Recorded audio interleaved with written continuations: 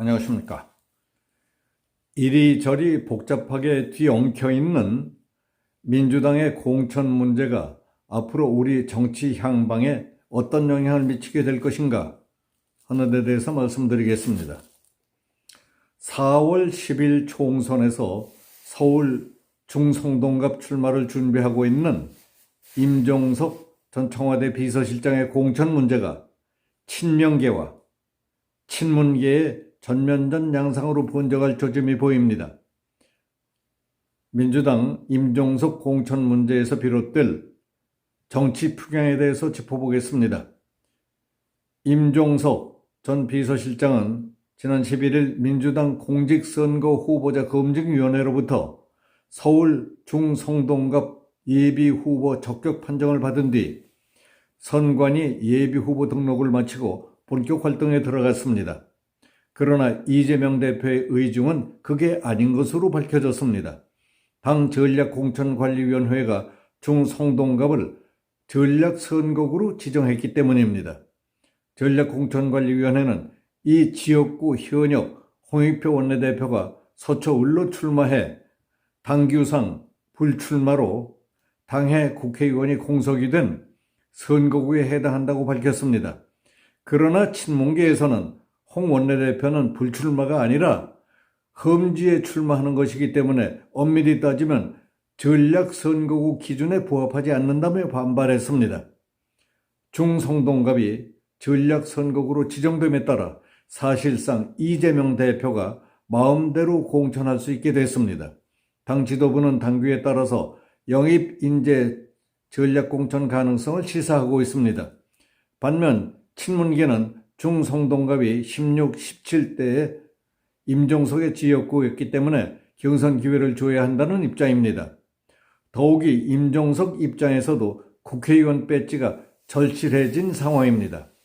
지난 18일 서울고검은 울산시장 선거 개입 사건과 관련해 조국 전 법무부 장관과 임종석 전 비서실장을 재수사하기로 했기 때문입니다.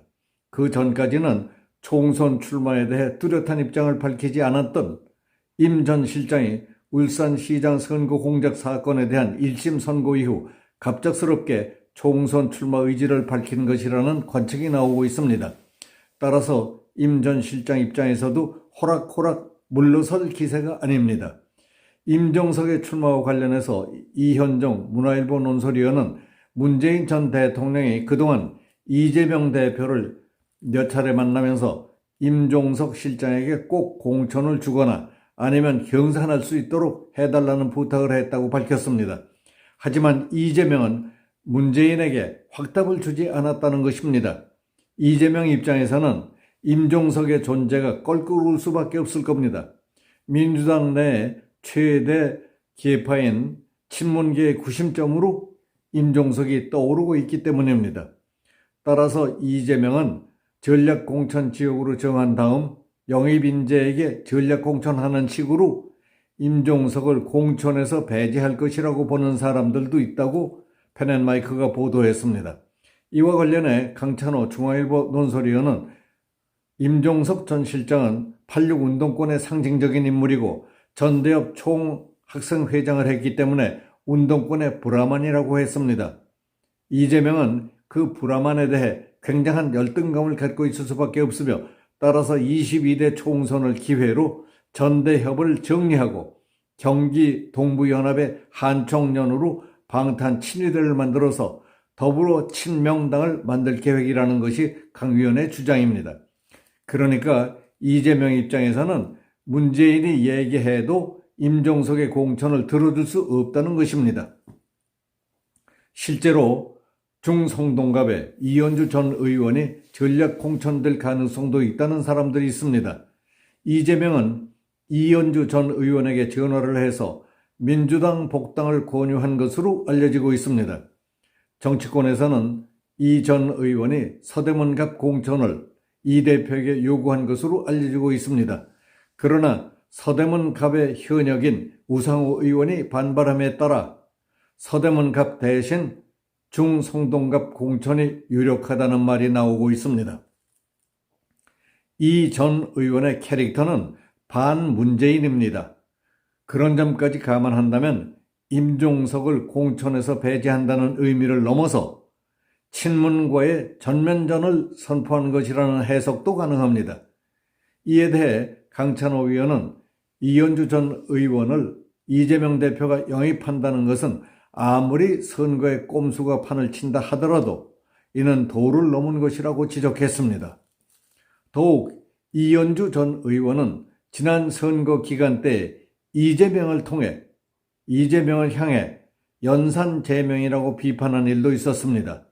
이 대표가 자신을 향해 연산제명이라고 저격한 이현주와의 과거는 묻어둔 채 임종석을 제거하는 용도로 이현주를 영입한다는 해석도 설득력이 있습니다.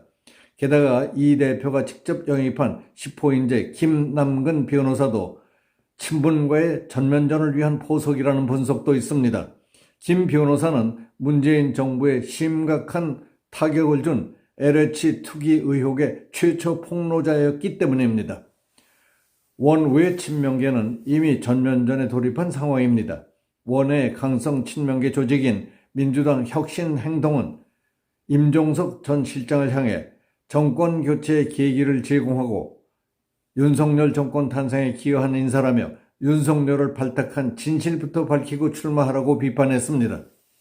총선 출마를 선언한 윤영조 전 당대표실 부국장도 이번 총선 목표가 개인의 권력 유지가 아니라면 물러서시는 것이 맞다고 주장했습니다.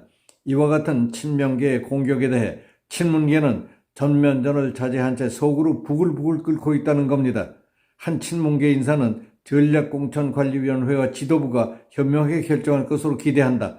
그러나 우려가 현실이 될 경우 우리도 맞대응한 방안을 준비할 수밖에 없다고 했습니다. 정치권에서는 임 전 실장에 대한 공천 배제가 가시화될 경우에 친문계의 상당수가 이낙연의 새로운 미래 쪽으로 합류할 가능성이 거론되고 있습니다. 그렇게 될 경우 이낙연의 신당은 친문계의 집합소가 될 가능성이 있습니다.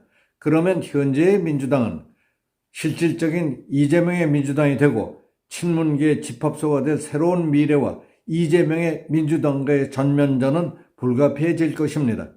그리고 국민의힘이 어부지리를 얻을 가능성이 높아진다는 것입니다. 결국 이재명의 민주당을 만들기 위한 뺄셈 정치는 야권 분열을 가속화시켜서 이번 총선에서 국민의힘이 반사이익을 볼 것이라는 분석이 유력하다는 것입니다. 여기서 마치겠습니다. 감사합니다.